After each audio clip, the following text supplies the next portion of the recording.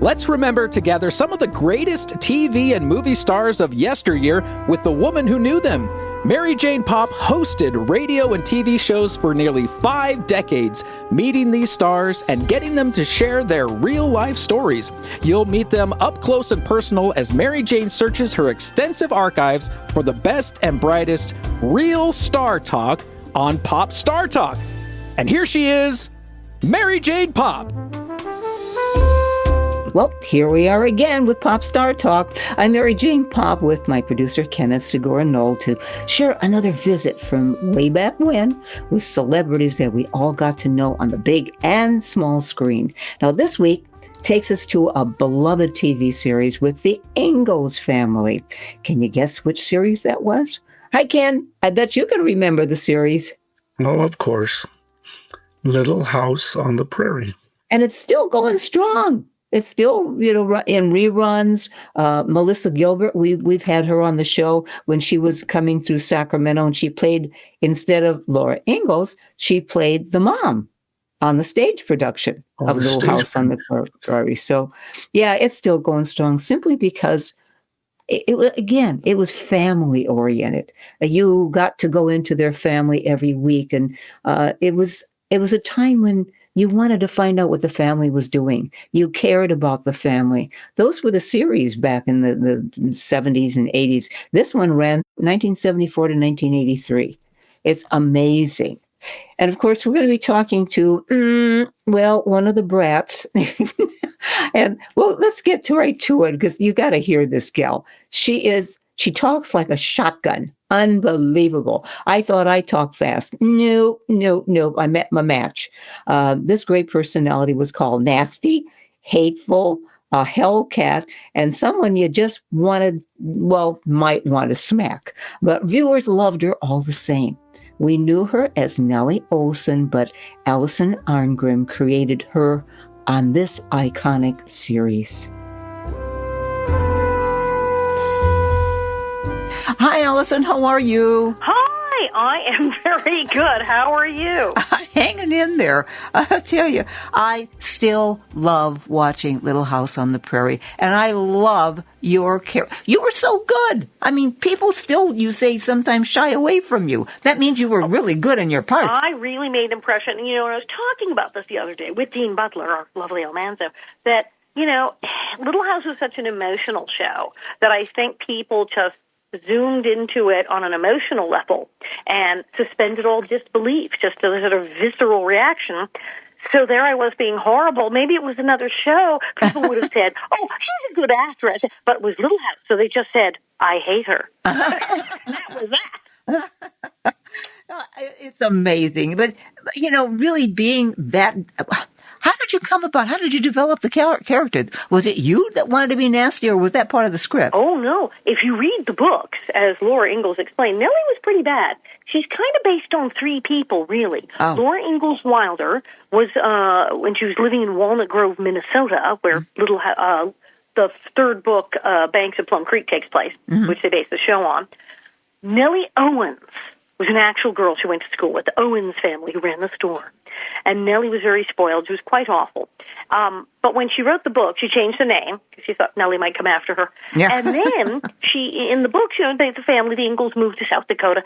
Well, people were writing in and asking for more Nellie because it was such a great character because she was so awful. And so she really had to make stuff up. So she decided that Genevieve Masters and Stella Gilbert, who were other girls who were dreadful, she combined them into one person. So Nellie Oleson suddenly appears in the books in South Dakota. So Nellie Oleson was already a character in the books of Laura Ingalls Wilder, who was fairly well hated. But she was only a certain level of rotten. So I get the part, and I go, wow, this girl's the villain. The audition. I go to the audition. I hadn't read the books. Uh-huh. I didn't know there was Nellie. I get there and I read the pages of the audition. I turned to my father and said, this girl is awful. I said, she's a bitch. And my father said, what are you talking about? And I read it for him, and he starts laughing. He says, you read it just like that. Don't change anything. Don't change anything. Just do it. Don't even rehearse it. And I went and I read it for Michael Landon, the other producers, and they couldn't stop laughing. They hired me on the spot. Really? So I went, okay, she's bad. And I kind of escalated it. I made, I guess, a little worse.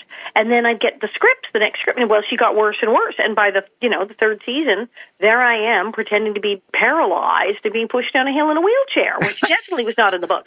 So she was terrible in the books, and I made her worse. Well, you were the triple threat is what you were. That's it. That's amazing. Thank you. I can't believe 50 years ago. It's an anniversary now, right? The 2024? This is so crazy. Here we are. It is 2024. Show aired in 1974. We are celebrating the 50th anniversary of Little House on the Prairie. We can't believe it. None of us can believe it. We're like, how did this even happen? Where did 50 years go? Yeah. This is totally insane. How old were you when you started, Nellie? I was 12. So, yes, I'm 62 now. Hey, you look dynamite, babe. Well, thank you. I try. I do my best. But it's absolutely amazing. 50 years, and we never believed when we were making the show that people would still be watching us 50 years later. They are. Because, when we were filming, there was no cable TV, let alone DVDs or VHS or any of this stuff. Yeah. So it was just a shock to all of us that this show lasted this long and that all of these people are still into it. We just never imagined it. So here we all are. And having these events all over the country.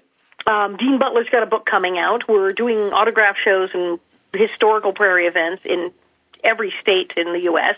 I'm heading out to France. Of course, I started booking my stand-up show, as I often do, but because it's the 50th, everyone's gone wild, and they're all sold out. It's just amazing. Now, let me ask you, did you do your stand-up one-woman show in Correct. French? How the heck did you do that? Well, I've been doing my show. I've been doing stand-up off and on since I was a teenager, and I started doing this one-woman show, Confessions of Prairie Bitch, in about 2002.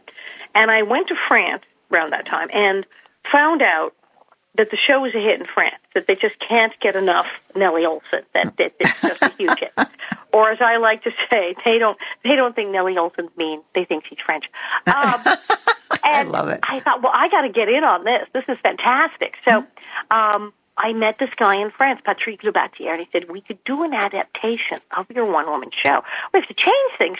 Well, you're saying things that don't even make sense in French. It doesn't work. So he writes an entire show. So I wind up doing a show in French, and he's in it too because he would come out and explain things. And then I come out and I tell a story, and then we run a video clip, and then he tells the story. Just goes a mass panic, huge hit. So then, a couple of years later, he writes another show, Le Mal au Trésor de Nellie Oleson, which is Nellie Oleson's Trunk of Treasures. We do this show for a while. We now have a brand new show we just started doing last year, Nellie Oleson Enflamme les années 80, which is Nellie Oleson lights up the 80s. It's inspired for the 1980s. Wow. It's so funny. There's stuff about Little House, and then there's stuff about just the 80s and crazy 80s trivia and game shows. It's really, really fun. You're still you're on the road like I've never seen anybody on the road. I just got back. I keep looking, what day is it? Oh, yeah, I got back Tuesday night. All right, and then you're the 31st, you're back out again. Exactly. I'm off to Kansas. I'm actually to Independence, Kansas, which is where, because the first book was Little House in the Big Woods, and it's Little House in the Prairie, and then that book, that's like the pilot episode of the show, where Laura and her family go to Independence, Kansas, and build that. That house, the Independence, Kansas, is a museum and a site in the house. So we're going to get to go see the Little House in the Prairie in Independence, Kansas. But a bunch of us from the show are going, and we'll have meet and greets with fans and sign autographs and all that fun stuff. And this is what we like to do. So I'll be doing that in Kansas. Where is my schedule? Let me just pull up my schedule. My friend said, I looked at your schedule, and I had to take a nap after. Yeah. So I'm doing this. I get a little time off for this Memorial Day weekend. Then it's Kansas. Then I get back, and then me and a bunch of the cast, we're going to Monte Carlo. We're going to cool. Monaco for the Monte Carlo Television Festival, and that's going to be huge. Then let's take a little break. Oh, and then I'm going to Provincetown, Massachusetts in July. I'm doing my show there, and I get home just in time to turn around and go to Walnut Grove, Minnesota, the real Walnut Grove, and we're a big fan event with the cast. Turn right around, go to Keystone, South Dakota, where you can see Mount Rushmore and the lovely Crazy Horse Monument. And we're doing a big Little House thing there. Then I'm doing my show in San Francisco, August 1st. Then I get a break in August. Yeah, it's my husband's birthday. We have to plan the party. But then I go to Connecticut. This is huge. Hartford, Connecticut going to be a very big Little House event, and we're following it up with an event in Lancaster, Pennsylvania. Wow. Then the next weekend, we're going to Johnny Cash's farm just outside Nashville. And 2 weeks later, I'm going to Salt Lake City for the huge FanX autograph show convention. And then I leave for France for a month. Holy smokes. What vitamins do you take to keep going like that? All of them. You name it, you take it, right? I find vitamin B very helpful, especially for the nerves and keeping your energy up. And it's very useful. I love taking coenzyme Q10. Oh, yeah. It's supposed to be good for your teeth, for the gums, and for your skin, but it's very good for cardiac health. And I find it seems to help with nerves, which with going on stage all the time is definitely important. So. Oh, absolutely. But no, I mean, I looked at your schedule and you gave me some more in there that I didn't even see. And I'm going, holy smokes. It's how does she keep crazy. going? Yep. But, and being 62, you're young. I'm almost 78, so don't. Oh, wow. Let's not even go there. But you love what you do. Isn't that what keeps you going? Well, it is. It is. I mean, that's the thing, is that I enjoy this. I mean, I've always worked. I've always performed. I've always done something. And I enjoy doing stand-up. I enjoy acting. I enjoy meeting people. And I couldn't really just stay home and do nothing. That would be crazy. And besides, my husband and our doctor always says, don't retire. If you can possibly not retire, really. Because he says, it's just not good for you. He says, people, they retire, they don't do anything, and, they just wind up just sitting around doing nothing, and it's like the brain sends a signal to the body that we're done. Well, they say that when people not good for you. retire and, completely from everything, don't have hobbies, nothing. No. 16 months, they're gone. They die. Yeah. It just goes, my doctor said, people retire. He said, but you travel or you take a part-time job. Yeah. You volunteer full-time. You write a book. You do something. He says, the people who just sit down, well, I don't have to do anything. Oh, it's terrible. It's terrible for your health. So I keep going, and I really like doing it. I love performing, and it's, when I was a little girl, I used to watch Carol Burnett's show. Oh, and she'd come out and she'd answer questions from the audience. And I said, now there's a job I'd like to have. You just come out and answer questions of the audience. And I was told, well, that's not technically a job. It is my job now. Part of my stand-up shows, I have a question and answer segment. I'm basically doing the Carol Burnett gig. Oh, I love it. But what do they ask you? Oh, my God, they ask everything. They ask normal things. I mean, they ask about, good Lord, what was it like to be on the show and to work with Michael Landon and to have everyone hate you, and what is this like? And I joke about that, they ask the same things all over again. Were you really a bitch? Was that really your hair? What was Michael Landon really like? How much did you get paid? But sometimes they ask completely crazy off-the-wall things, or they'll even ask things that are, somewhat R-rated. Yeah. And I just find it hilarious, and I answer everything. Talking about the wig, where did that wig come from that you wore? God. So, I started the show. They did try curling my hair because Nellie has those fabulous ringlets, and my hair is straight as a pin. It just does not curl. So they get me in curlers. I had to sleep in curlers as a child and come into work 4 o'clock in the morning, get my hair cut. Nightmare. So they're doing all this stuff, and it won't stay. I mean, they're spraying and the Pantene and the Aqua Nets and the thing and the curling iron. And the poor hairdressers having to come, I've got to fix her hair, let me get the curling iron, and fix my hair all day long. And I'm miserable because I'm sleeping in curlers, and it's just a nightmare. And they went to the producer and said, we have to get a wig. Her hair doesn't stay curled. This is a very elaborate hairdo. The grown-up actresses have wigs for these kind of hairdos. What are we thinking? Is the child going to do? So they said, done.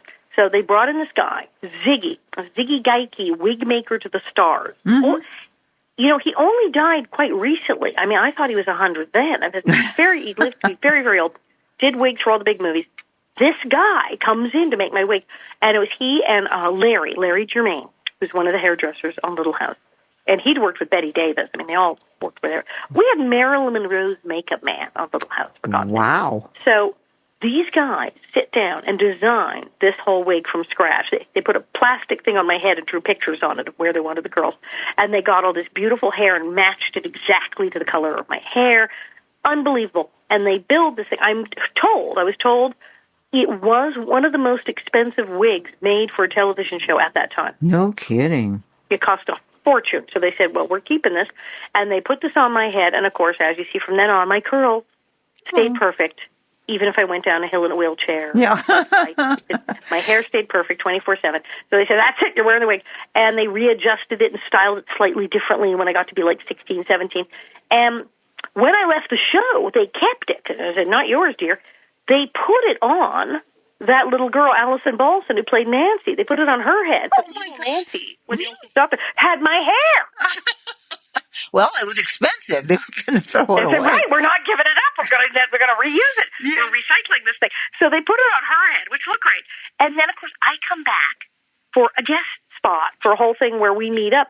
And, well, they said, well, what are we going to do? Where's her wig? Her wig's on the other kid's head. And they go, well, she's married with kids. She's been away for a while. Clearly, she'd have a different hairdo. Sure. So they got a different wig and created this very crazy kind of Gibson girl, foofy-doo. And it was very fancy, but honestly, I thought it looked like a Jiffy Pop popcorn thing where my head had blown up. And everyone was like, what is on your head? That is not your hair. I go, well, it would have been fashionable at the time. Yeah, very modern. But time. Good heavens, I look very silly. No, you come from a very talented family. I mean, I do. It wasn't like you just decided you were going to be an actress. Your whole family was involved. My parents met in the theater. I was supposed to be a theater child. I started doing theater when I was like 13. But my parents met in the theater in Canada, and my mother went on to become Casper the Friendly Ghost. No. Gumby, Sweet Polly Purebred, Underdog's Girlfriend, which I really like, and Davy of Davy and Goliath. Oh. So my mother was the cartoon queen. And in the 60s, when I was a kid watching cartoons, no kidding. That's amazing. I get up on Saturday morning with my cereal, and I turn on the cartoons, and like half of them are my mother. That's so funny. I love it. Now, you said you're a little older than me, so you may remember this. Do you remember the first Family album? It was a comedy album about the Kennedys. Yeah, I do. It was a big hit at the time. It was sold. That was like Guinness Book of World Records. It had that picture on the cover where they're supposed to be in front of the White House. They shot it in Central Park in New York and photoshopped it. Von Meter was a stand-up comic who did a Kennedy impression. So it was JFK and Jackie and the kids, and it was, by today's standards, it was really soft. It was very nice. Uh-huh. But at the time, it was shocking to do a comedy album about a seated president, about JFK and the family and everything. And it was a huge deal. My mother was the voice of Caroline and John John. No way. Boy, on the biggest comedy album in the history of Earth. That's amazing. That's an amazing talent. That's where she got it. She'd been doing radio, and she got that Caroline and John John, and that was it. Then she could be any. The cartoon people came to her and said, "Who would you like to be?" You know, wow. Do anything you want. But that's a talent to have, to mimic voices like that. That's incredible. That was her thing. I mean, when she started radio, my parents had a hilarious story. They'd come from the theater in Vancouver, and they'd moved to Toronto and gotten jobs in radio. And they were so excited because they had a friend who knew somebody, and it was hard to break in. They knew somebody, got a job right away. So when they got there, my father had done some radio, and Stuart Baker was the other guy who worked theater with him. He'd done some radio. My mother hadn't yet. So they get there, and they're bragging about their credits. Well, I've done this. They're trying to really get their foot in the door. And the producer asked my mother, well, what do you do? And she said, I do children's voices. Uh-huh. Now, my dad almost started kicking her under the table because she'd never had a job doing children's voices. Oh. She made that up. She said, well, what would I do if I had a job? I guess I'd be doing the job. So they said, okay. And they didn't ask her any more questions, and they interviewed her, and they interviewed them all, and they sent them home. And my father and Stuart said, why did you do that? You don't have any credits. We at least have 1 or 2 credits. Mm-hmm. You just, out of nowhere, said children's voices. What could you be thinking to get us in trouble? The script comes. They're all hired. They're like, oh, my God, we all got a job immediately. It was like they would do these soap operas on the radio back then. And they would go on for months, and all these characters, and have all these, but it was all radio. You never see anybody. Yeah. It's just these, and it was the same thing as soap operas. People would get divorced, and so-and-so's having an affair, and everybody, so-and-so was in the hospital. And some of the soap operas that are on now started in radio. It was that crazy. So they're on this radio soap opera, and they're all excited, and they're looking at it, and they said, well, how many pages? And my dad says, I'm on 3 pages. George said, oh, I'm on 4 pages. And they turned to my mother, and they said, what pages are you on? And she said, all of them. I said, what are you talking about? She said, well, the soap opera plot is about a little girl in one of the families. She's very disturbed. They have to take her to a psychiatrist, and the whole plot is all the characters are, what are we going to do about the kid, and what are they going to do, and the parents arguing, and I'm playing the kid. Oh. For heaven's It was a sake. the whole thing. And so they didn't know what to. They said, what are you going to do? You've never even done this before. She said, I'll figure it out. And, of course, she was a smash. And she wound up being in almost every radio production in Toronto. She would have to, leave one and take a bus across town, catch the other one. And she was doing radio all day. And then they moved to New York. And my father wound up on Broadway. My father was in Luther with Albert Finney, and he was in Broadway shows. And then my mother, of course, they had radio in New York, and then the cartoon boom started, and, that was it. Then she just couldn't stop working. It was craziness. But your father also managed some real stars. Right. So we come to California, and he decides, I'll go into management. I, did this theater thing. I'm not, he did a couple TV shows. I've actually tracked down the couple of TV shows my father had a part in, and they're, hilarious. Wow. Which ones? There was a TV show that ran for a few seasons many, many years before I was born called Last of the Mohicans. Oh, my God. Based on the movie. And I'm like, what? And there's my father in, British three-cornered hat, like a British soldier. I'm Lieutenant Lewis. I'm here about the fortress. What is happening? He did a bunch of weird stuff. But they both were. He went into management, and he got a job working for Seymour Heller and Associates, the huge managers on Sunset Boulevard. And Seymour Heller's clients included Debbie Reynolds and Liberace. Holy smokes.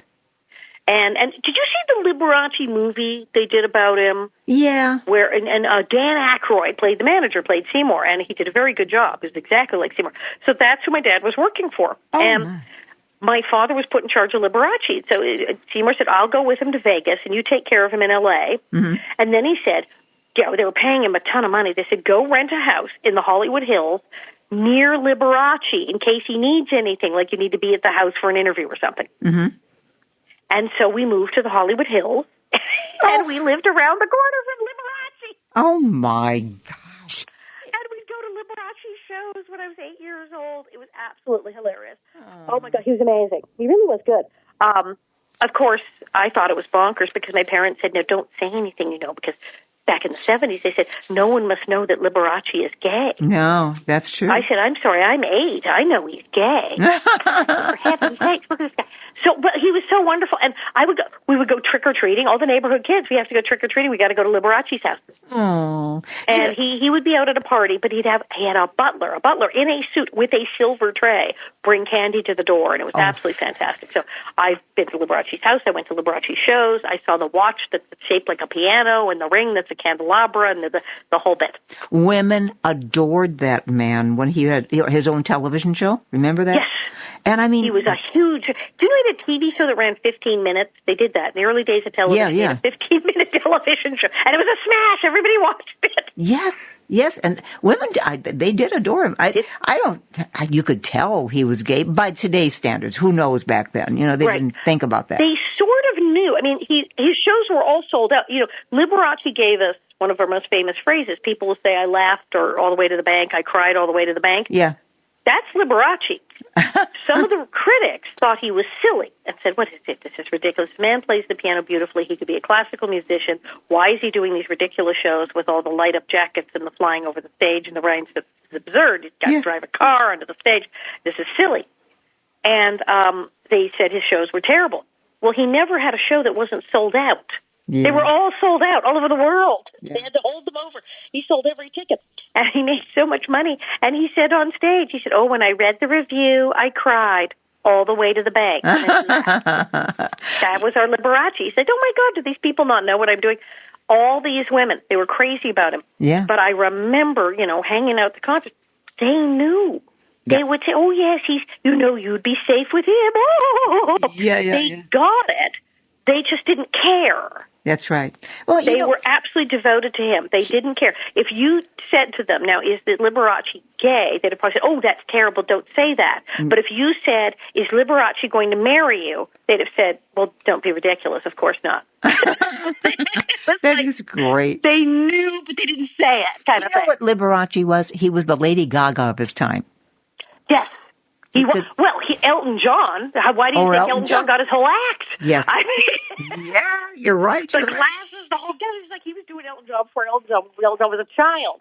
And he did it all. And it was brilliant, and he was like a rock star. They absolutely loved him. He talked to the audience, and he was very clever. He talked about how he wanted to bring classical music to people who normally just got show tunes or cabaret. I mean, back in the 50s and 60s, everything was very divided. You had the people who went to classical concerts and the opera, people who maybe went to musicals, and then people who just went to bars and clubs and got pop music. And then it didn't change. People didn't go to hear classical music. They just were never exposed to it.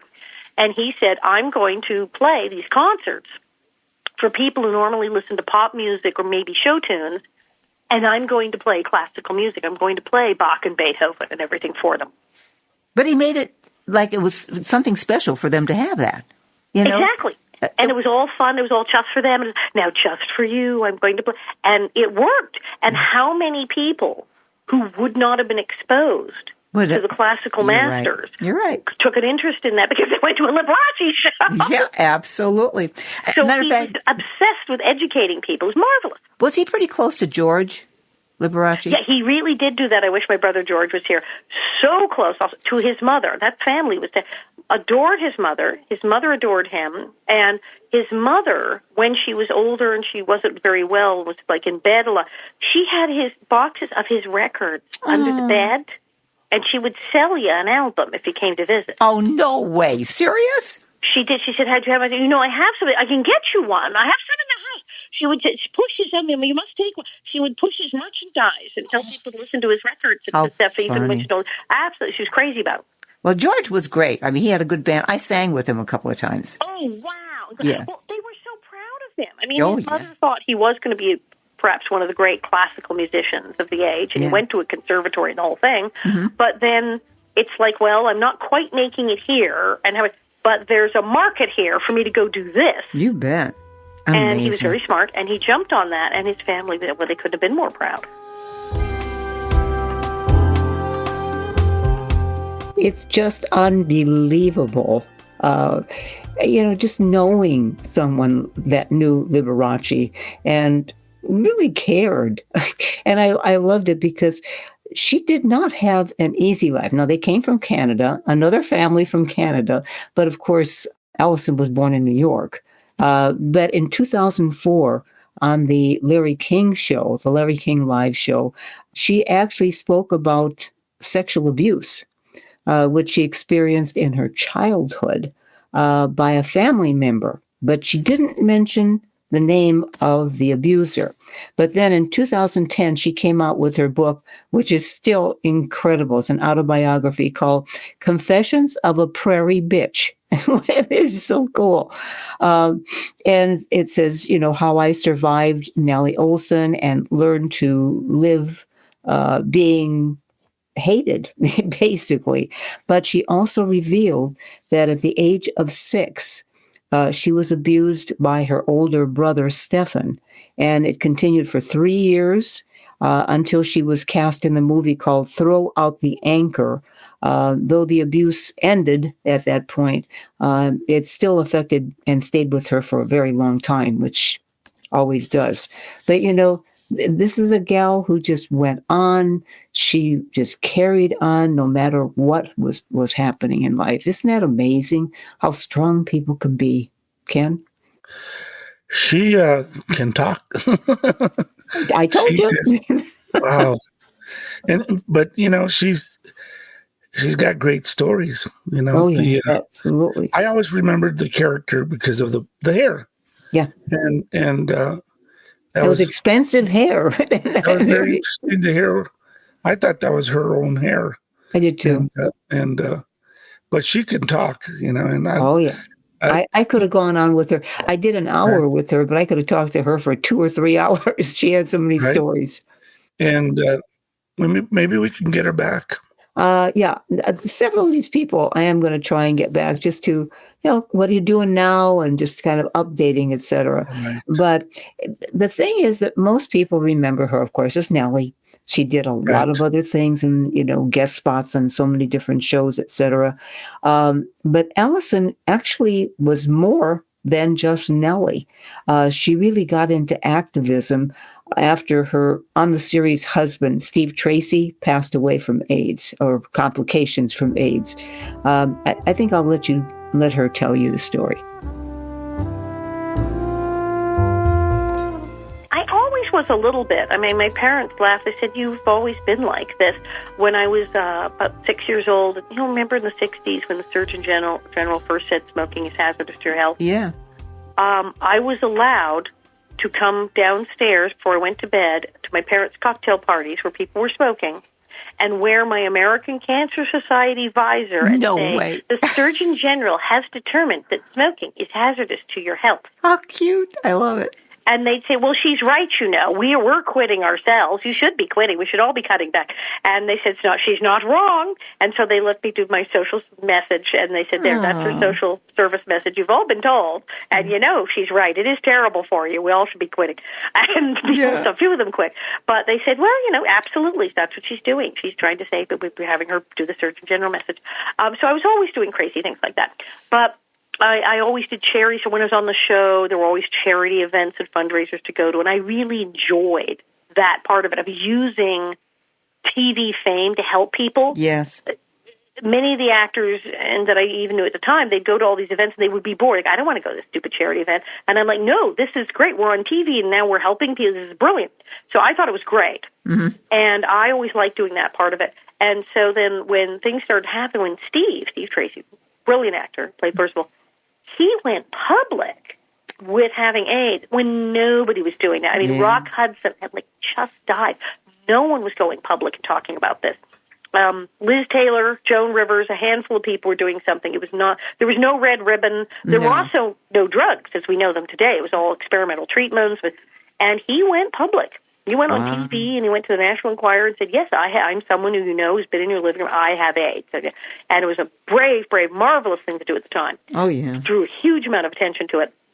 And so I started volunteering. I was helping him, but Steve was so lucky. His mother and his sister flew out from Florida. They took care of him. He had friends. He had, he had the resources to get a good doctor.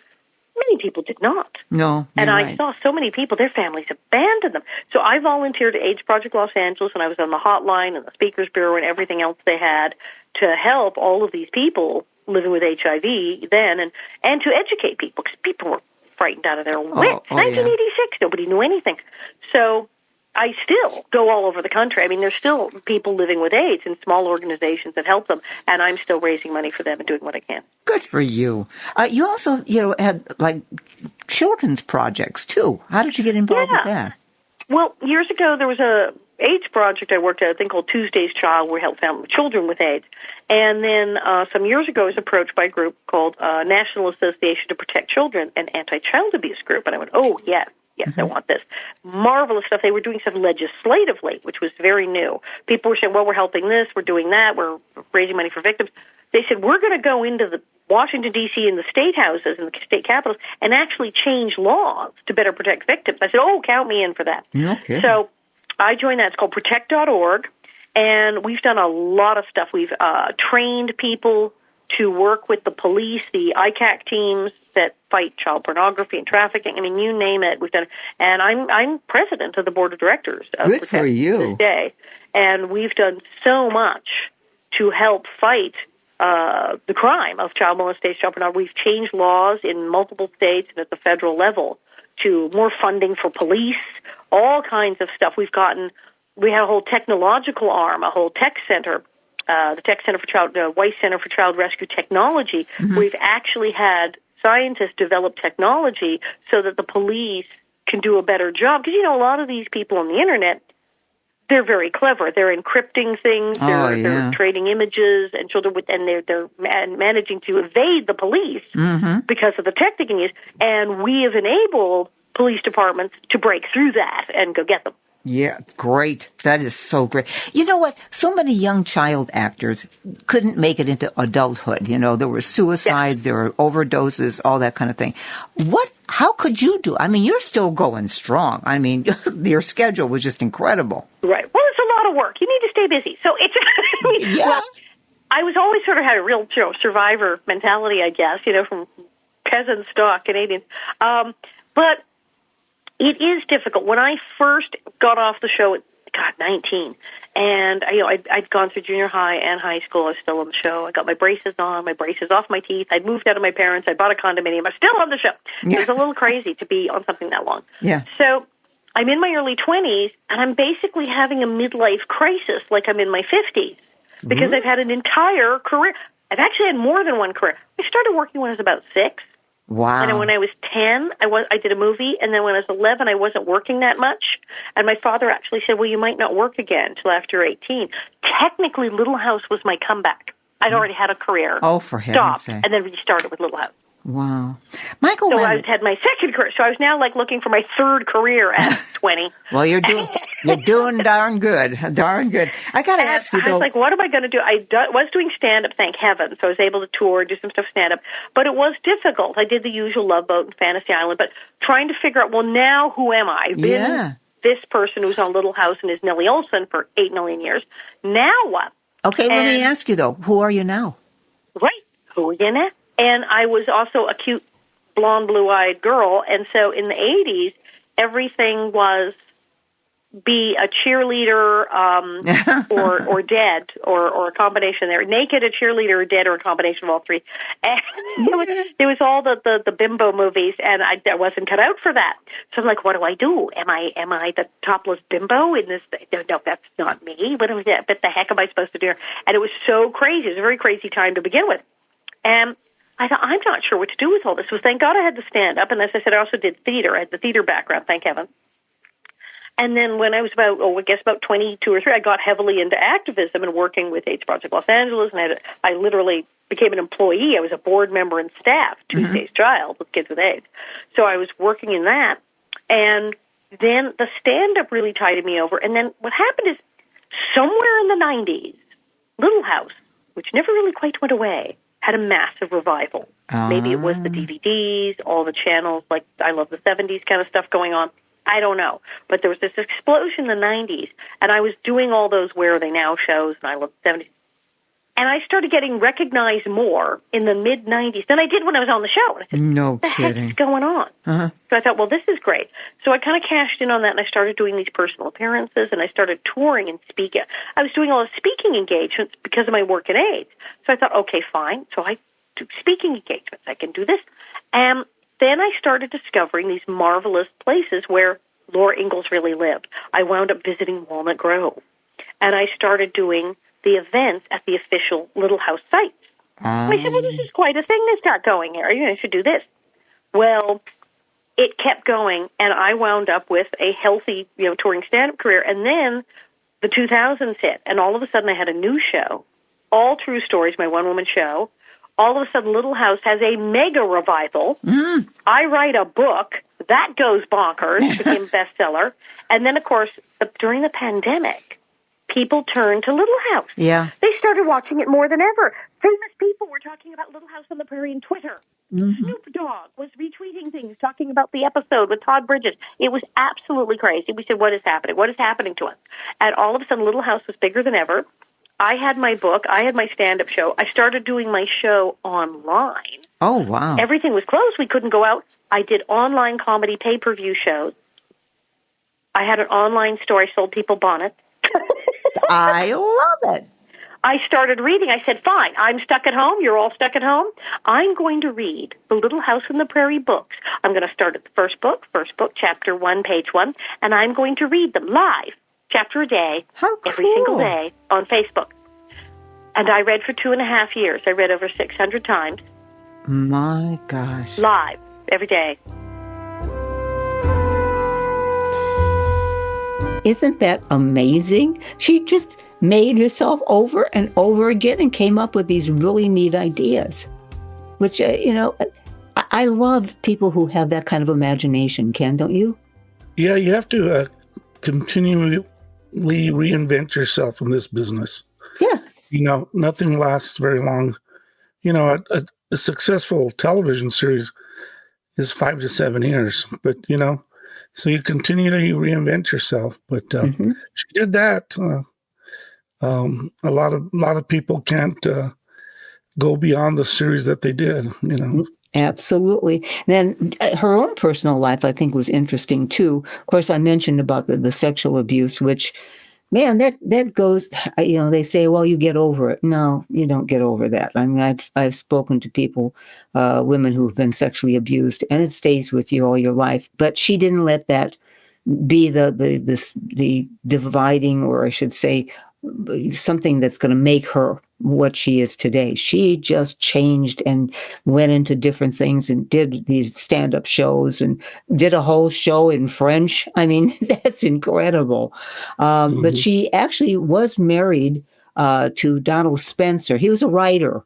And they had, I guess they tied the knot in 1989, but 4 years later they divorced. She was so young at that point. I mean, her first boyfriend was in 1984, right after she got done with, Little House. Well, yeah, Little House on the Prairie went to 84, or 83, I should say. So 84, she had her first boyfriend that she could actually be with, and then she is married. She is married today. No kids. But she exchanged vows with musician Robert Paul Schoonover. I don't know is it either Schoonover or Schoonover. I'm not sure. In 1993, it was just a small, intimate ceremony, and the duo first encountered at, believe it or not, an AIDS project in Los Angeles, where she served as a volunteer after her on the air husband, Steve Tracy, passed away. And he was the director of the Southern California AIDS hotline. So, it all somehow blends together. That's what life is all about, isn't it, Ken? It all kind of meshes. Go with the flow. Yeah. And if that doesn't work, I love the idea that to come up with to do a live read during the pandemic of Little House on the Prairie. That is dynamite to come up with that. And it gave her something to do because there was not much happening during the pandemic as far as any new series or anything. Everything shut down. So to be able to come up with that and to do it, that ain't easy, to do it live every day. It wasn't like pre-taped or anything. It's sort of like what we do. We just kind of kibitz about things.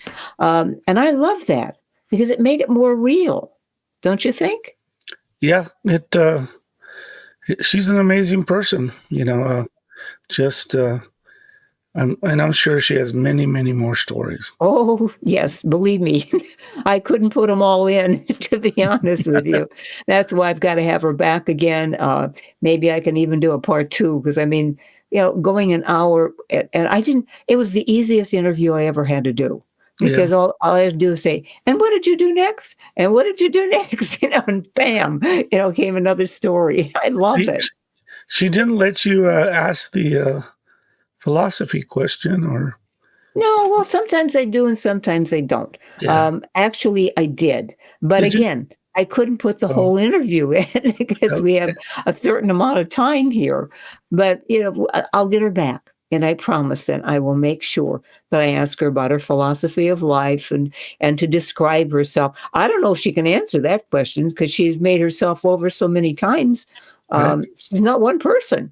She's multiple people. Does she live in LA? I think she's still, I think she's still in LA. I'll have to find out.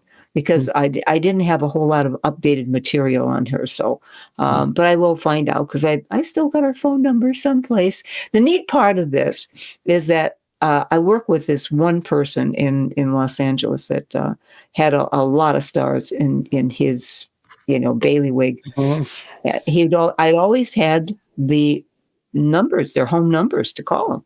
Because he used to say, well, I'll have them call you. And I don't know. I need to call them because, it's the time constraints. I didn't like to have people wait online, if we had a news break or whatever, or a commercial break. So I would always say, no, I need to call them. Well, home numbers, which, that was a little on the sneaky side, but that's okay. Because I was very, very careful. Today it would be their cell phone number. Yeah, cell phone number. Yeah. But the thing is, home number, cell phone number, I was very careful. Even when I would throw away papers or something, I would always destroy anything that had their phone numbers on it because that's sacrosanct. They trusted me with those numbers. And I appreciated, what they had to go through. And it's enough when they would walk down the street and people stop you. You don't want crazy people calling you on the phone. You know what I mean? Right. So, but anyway, wasn't she a kick? I really enjoyed it. She's quite a talker. Well, she's a spitfire. She fit not that she was a hated person for real, but it's her spitfire attitude that really made Nellie come alive. And just to do that for, from 74 to 83, that's a lot of spitfire to put up with. But I loved her. And she was just so sweet. At the end of the interview, which I didn't have because that cut and piece some of this together, I asked her if she would come back. And she said, anytime, I'll be glad to. So a lot of these people were very, very sweet to say. And, sometimes they say, oh, well, they all say they'll come back again. But you can hear in their voice whether they really mean it. And most of the people that said that they were coming back or would come back, I mean, we've had Donnie Most and Ansel Williams and all these people. They all said, yeah, anytime. And they really meant it. They really did mean it. So that's, our next thing. Well, I don't know. I was going to say that's our next stage of Pop Star Talk, but it's not because I've got so many more interviews that I'm transferring. Are you ready for this, Ken? A lot of them are still on old-fashioned cassettes. So I have to have them changed over to what they call MP3s so we can do edits and all that. Digitize them. Yeah, it's just, it's incredible. I got a stack. And I haven't even gone through all of them yet. Right. Literally. I've still got drawers full of them. It's like, oh my gosh. And some of them, honestly, I forgot that I even did. Peter Marshall, who used to do a lot of the game shows, Pat Sajak, who till recently did Wheel of Fortune, and all these people, and I'm going, Mickey Rooney. It's been so fun. I go back and I go, did I do that? Yeah, I did that interview way back then. But they're all going to be part of Pop Star Talk, I promise. All right. Well, it's been fun. It absolutely has been. And of course, Allison's energy still goes on today because she truly loves what she does, as I do, and Ken, and our engineer, Greg. So till our next time together, live simply, laugh often, love deeply, and you too can dare to dream.